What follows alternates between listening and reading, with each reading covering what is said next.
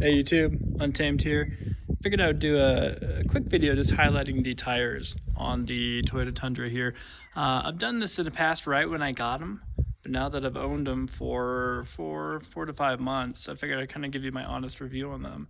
So for those of you who don't know, these are Nitto Ridge Grapplers, right?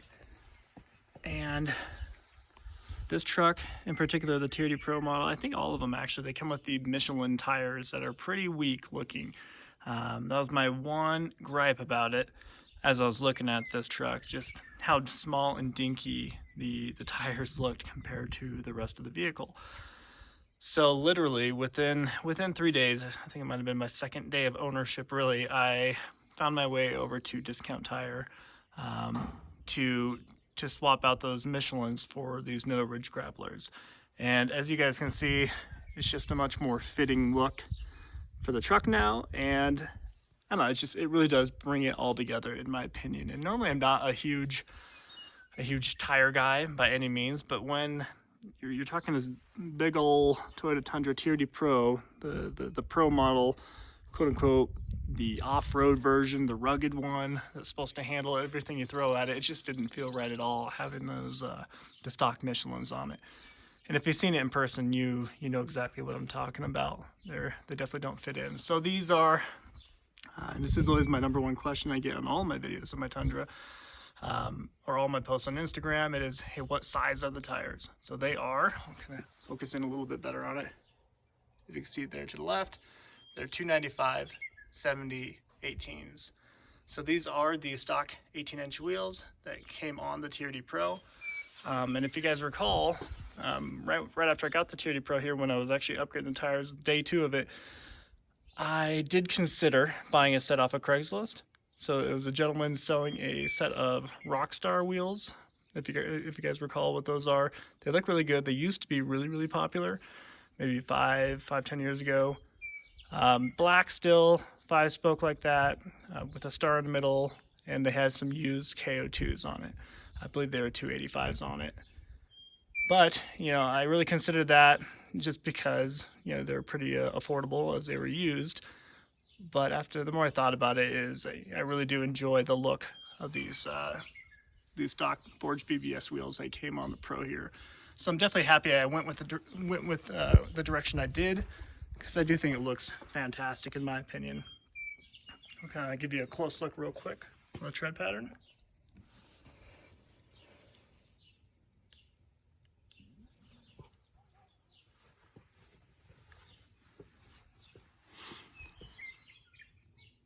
So really a unique design. So a thing that really sold me on it, and perhaps it shouldn't have, but I really liked this sidewall here.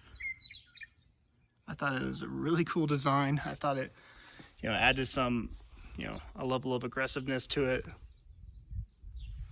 So I really liked that. So that definitely helped push me over the edge to get this, because I was considering the KO2s, and I think originally, that was going to be my go-to. But then I just kind of started doing some homework online, reading some forums, and people really geeked out about these. And after owning them for 4 to 5 months, I see what they're talking about. So these have handled everything I've thrown at them, whether it be, wet conditions, dry conditions, snow, a little bit of off-road, quote-unquote off-road, nothing extreme, of course, what you guys would imagine, but it has handled everything very well. And just within the short day and a half, 2 days that I actually had the stock Michelins, they were slipping out on me. It snowed one of the days I had them, and they were not very impressive.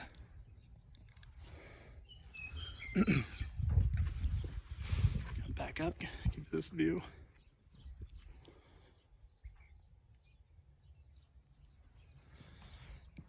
So my wife thought I was a little crazy and just swapping on these tires immediately after getting the truck. Here I spent a lot of money on the truck, and then literally day 2, I'm spending more money to get these suckers thrown on it. But definitely happy I did. Like I said, it kind of brings it all together. They perform very well, much better than the stocks. Another question I get is, what's the road noise sound like? I mean, how much road noise do they bring, and do they add? And honestly, not a lot. So I did put KO2s over here on the FJ. right? So I would argue that this is a more aggressive tread pattern, right? A little bit more off-road oriented.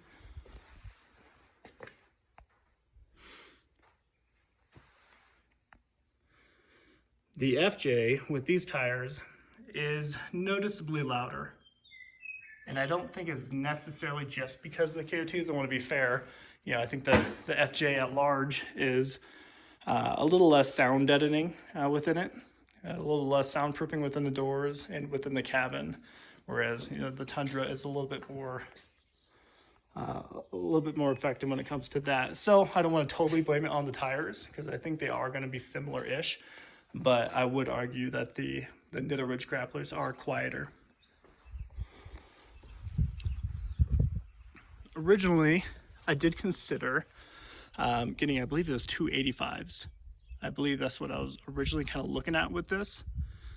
However, after kind of doing some homework on the forums, I learned that 295 70/18 was the largest I could go without rubbing.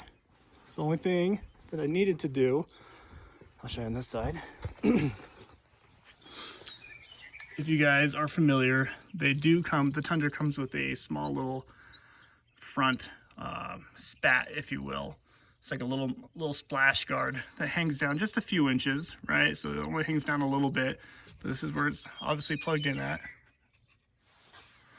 That was the only thing I needed to remove to actually make it work without rubbing, because when I turned it with the spats, it would touch the spats just a little bit, but enough to annoy you.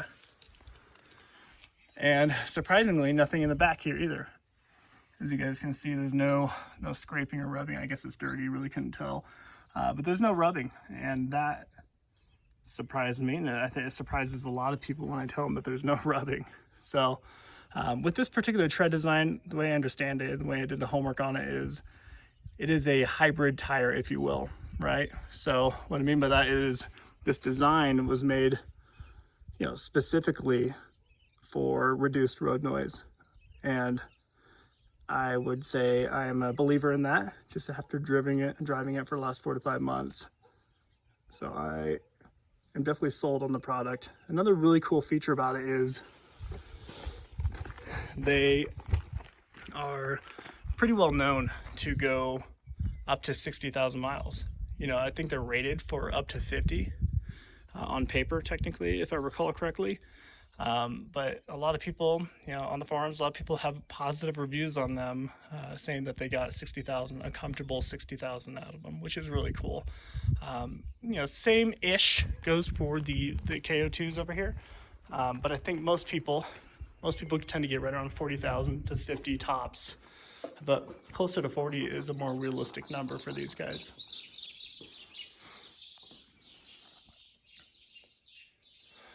I think price-wise, they're very similarly priced. However, the thing that drove up the price for the Tundra here was the little bit more of the unique size. So 295 70/18 is a little bit more of a non-standard size, and because of that, you're paying a little bit more of a premium, if I recall. So, but no, I'm definitely happy I did. A lot of people are reluctant to go to 295s. Really just because the weight difference really just between 295s and 285s is pretty substantial. So a lot of people are very, very hesitant to do so, just because, you know, that adds to your rotational mass, and obviously it affects, you know, the performance to some degree. But perhaps I'm ignorant, but I would argue that it is worth it. It is absolutely worth it to, you know, to get a bigger tire, a much better looking tire, and it performs very well everywhere you need it to perform. We'll step back a little bit.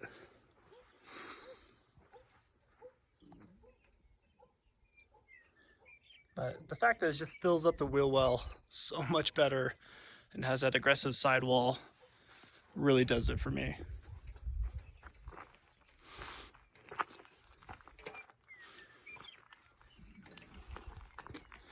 Although I am not normally an advocate of white lettering, the white wall out, like this right here with the white letters. I do think it does look awesome on the FJ here. I think it just looks so fitting for this particular vehicle. Whereas on the Tundra, I don't think it would look as good. Just my opinion. I think honestly 9 times out of 10, white wall out does not really look that good. But that is my opinion.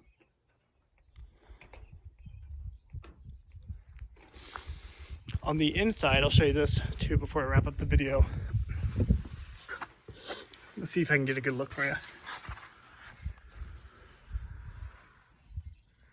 So that is the inside of the tire. You'll notice that it's a lot more blocked off, kind of squared off rectangles on the design. I think it looks great. I just preferred the more, I guess, the more angled edges on the other side, which is why I had that side out. I've seen a lot of people put this on the outside, so I can see it both ways for sure. I don't know, what side do you guys like better? I'll show you the other side real quick one more time. TRD skid plate, for those of you who don't know, that the TRD Pro comes with that.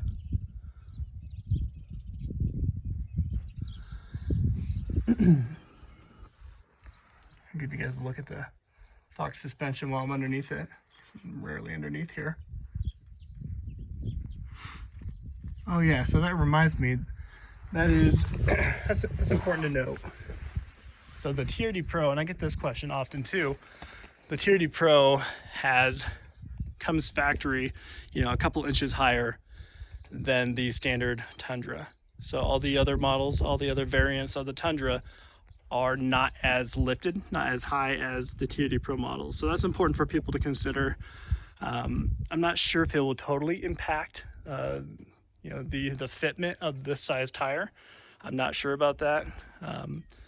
But imagine, the extra 2 inches leveling up front allows this oversized tire to actually fit. So something to keep in mind. Maybe just do a little bit of homework on that before you pull the trigger on the 295 here. But yeah, just something important to note. Before I wrap up the video, I'll show you the Nitto Grapplers that come on. Sorry, it's a little dirty. That come on the 4Runner TRD Pro from factory. So these, even though they're nowhere near as rugged as the Nitto Ridge Grappler, they are still way better than the stock Michelins that came on that Tundra. So I am A-okay with this personally. I think it still looks really good. Definitely by comparison to, like I said, the Michelins there.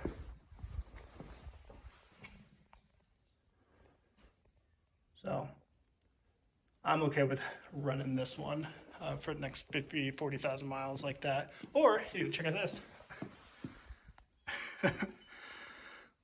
Look at this. So these are the Michelin Pilot Sport Cup 2s, which are amazing on the track, but look how it might as well be completely bald, at least seemingly, right? But they're actually only 1,000 miles on them. Anyways, I thought I'd share that with you. All right, guys, I will wrap up the video there. As always, I appreciate you watching, and of course, let me know if you happen to have any questions at all. Happy to help you out in this regard. Until next time.